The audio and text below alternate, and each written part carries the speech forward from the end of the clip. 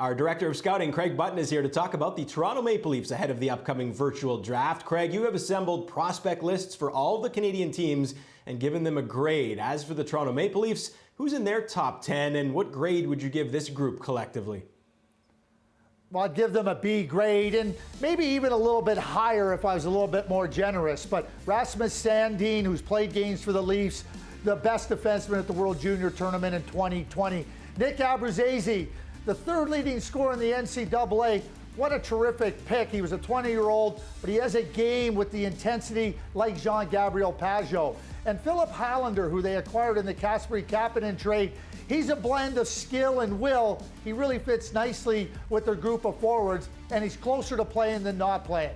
But if the emphasis is on skill, you have to look right at Nick Robertson. We use terms like home run pick, and that's exactly what Nick Robertson was as a second-round pick in the 2019 draft. More than a goal per game. He's been outstanding at every stage of his development. And as the Maple Leafs fans saw in the playoffs or the qualifying round, he's ready to play for the Toronto Maple Leafs. A terrific scorer. Reminds me a lot of Jake Guentzel of the Pittsburgh Penguins. Yeah, and Kyle Dubis, he has led or co-led the Leafs at the draft 3 times, and one definitive trend has emerged. Nick Robertson would fall into this for sure. 14 of the 23 skaters picked by Dubis have measured under 6 feet tall. By comparison, when Lou Lamoriello was at the helm for 2 Leaf drafts, only 1 of 16 skaters selected was under 6 feet. That would seem to be a clear philosophical divide, as one could see at the draft. But Craig, the Leafs traded away their first-round pick to Carolina last offseason. They reacquired a first-round pick just recently in the Kasperi-Kapanen trade, and you've identified right defense as the main need for the Leafs. So we asked the viewers at home to go on tsn.ca and select who they think the Leafs should pick at number 15. We did include 1 left shot defenseman, but it didn't matter. The response was overwhelming for Braden Schneider of Brandon with 59% of the vote.